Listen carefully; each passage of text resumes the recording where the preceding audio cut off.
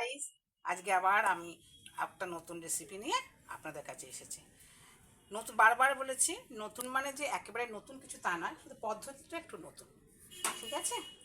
তো আপনারা একটু মনোযোগ সহকারে আমার এই পেজটা ফলো করবেন, হ্যাঁ, এবং নিজেরা করে একটু আমাকে উৎসাহিত করবেন। কেমন? প্রয়োজনে লাইক, কমেন্ট, শেয়ার এগুলো একটু করবেন। তাহলে আমি কি করব না, প্রত্যেক দিনই চেষ্টা করব যে একটু আপনাদের মনের মতো রেসিপি নিয়ে আসার জন্য। কেমন? আচ্ছা, এবার মূল পর্বে ফেরা যাক। এই দেখুন, আমি আজকে যেটা করছি সেটা হচ্ছে পনির ললিপপ। ওকে, এবার এটা কীভাবে করছি, প্রথমে আমি একটু এই যে পুরটা দেখতে পাচ্ছেন, এই পুরটা একটু আলু, তারপরে যেমন আদা, জিরে, একটুখানি আপনার ধনে পাতা, আর একটু ভাজা মশলা। ভাজা মশলা মানে কি, আপনি জিরে, একটু গরম মশলা, হ্যাঁ, তারপরে আপনার পাঁচফোড়ন ইত্যাদি ভালো করে, বা একটু লঙ্কা, শুকনো লঙ্কা, একটু ভালো করে ভেজে নিয়ে, অনেকে তেজপাতাও ভাজেন, যার যেমন ইচ্ছে আর কি। তো অনেকে তেজপাতার গন্ধ পছন্দ করেন না, সেই জন্য আমি তেজপাতার কথা বললাম না। তা যাই হোক, তাহলে তেজপাতা এগুলো দিয়ে আপনি ভালো করে একটু ভেজে নিয়ে একটা মশলা তৈরি করে নেবেন, ভাজা মশলা। এবার ওই ভাজা মশলা এই আলুর মধ্যে দিয়ে, আর এই ধনে পাতা, আদা, জিরে, লঙ্কা, যেটুকু প্রয়োজন মতো যেমন খান, একটু সামান্য চিনি, নুন ইত্যাদি দিয়ে ভালো করে মেখে নিয়ে, সামান্য একটুখানি সামান্য তেল দিয়ে, হ্যাঁ, আর একটু পুরের মতো করে ভেজে নেবেন। ঠিক আছে? তাহলে আঠা আঠা হয়ে যাবে তো, কিন্তু এখানে আর অন্য কিছু নয়, কেমন কর্নফ্লাওয়ার এসব কিছুই নয়। এবার এই লম্বা করে পনিরটা কেটে নিয়েছি, দেখতে পাচ্ছেন। এবার এটা দুপাশে, দুপাশে মানে নিচে এবং ওপরে,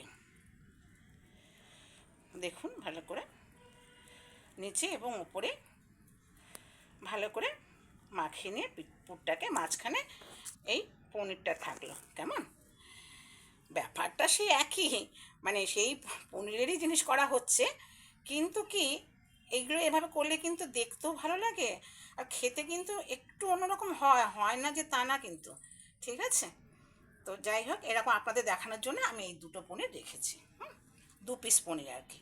এর নিচে দিয়ে একদম এরকম করে একটু দেওয়া হচ্ছে, দেখুন, নিচে দিয়ে একটা পুর দিচ্ছি, আর ওপর দিয়ে একটু পুর দিচ্ছি। ঠিক আছে? দেখুন ভালো করে, এই পুর দিয়ে এই মুখটা একটু মেরে দেওয়া হলো। তারপর আমি এখানে করে রেখেছি, দেখানোর জন্য আমি এই দুটো আপনাদের ব্যবহার করছি।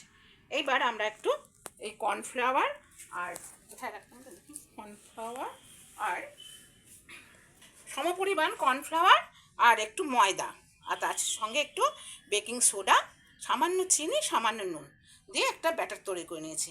এবার এই এই ব্যাটারটার মধ্যে এরকমভাবে ডুবিয়ে, এই যে এখানে বিস্কুটের গুঁড়ো রেখেছি, এখানে এই মিশিয়ে নিলাম। কেমন? আবার এই কর্নফ্লাওয়ারে ডুবিয়ে এই বিস্কুটের গুঁড়োর মধ্যে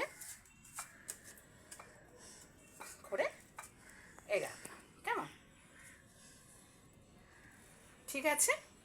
এইবার যেমন স্বাভাবিক ব্যাপার কলে, এবার উনুনে আমি এই যে কড়াই বসিয়েছি এবং এখানে তেল দিয়ে রেখেছি, ভালো করে গরম হলে এবার এটা নিজেদের ইচ্ছা মতো কমও করতে পারেন একটু, আর বেশি হলে এটা ভালো হবে, একটু তেলটা হলে ডিপ ফ্রাই হলেই বেশি ভালো হবে। ঠিক আছে, যেমন বুঝবেন সেরকমই করবেন। আমি মোটামুটিভাবে করছি, খুব ডিপও না, আবার একদম শ্যালোও না। কেমন? এই যে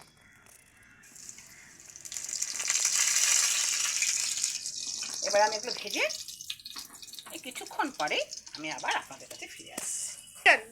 হ্যাঁ বন্ধুরা, এই দেখুন এরকম করে বেশ লাল লাল করে আমরা এগুলোকে ভেজে নেব। ভেজে নিলাম। আচ্ছা, এইটা করার উদ্দেশ্য হচ্ছে, সন্ধেবেলা এই তো এখন আপনার শীত শীত পড়ছে, একটু তো ভাজা টাজা খেতে ভালোই লাগে। হ্যাঁ, বাচ্চারাও দেখবেন একদমই অনেক সময় খাওয়া দাওয়া করতে চায় না। এটা একটা কি, এটা পুষ্টিকর খাবারও, এদের পেটটাও ভরবে, আর বড়োদের যে পরিবর্তে হবে না তা না, বড়োদেরও একটু মুখরোচক ব্যাপার, তাদেরও একটু মুখের স্বাদটাই ভালো লাগবে। কেমন? তাহলে কি করবেন আপনারা, সন্ধ্যের সময় অবশ্যই আপনাদের বাড়ির সবাইকে এগুলো করে পরিবেশন করবেন, কেমন করবেন, এবং আমাকে কিন্তু অবশ্যই জানাবেন যে কেমন হলো। একটুখানি বন্ধুরা দাঁড়ান, আমি একটু গার্নিশ করে ফিরে আসছি। হ্যালো গাইস, এই যে হ্যাঁ এরকমভাবে তৈরি করা হয়ে গেছে। পেছনে একটু দেখতে সুন্দর হওয়ার জন্য একটা করে টুথপিক গেঁথে দেবেন। হ্যাঁ, এটা ধরে অনায়াসেই আপনার এখানে আমি টমেটো সস দিয়ে দিয়েছি, আপনারাও তাই দেবেন। দিয়ে একটু মজা করে সন্ধেবেলা হোক দুপুরবেলাও খেতে পারেন, কোনো সমস্যা নেই, যখন ইচ্ছে মজা করে খাবেন।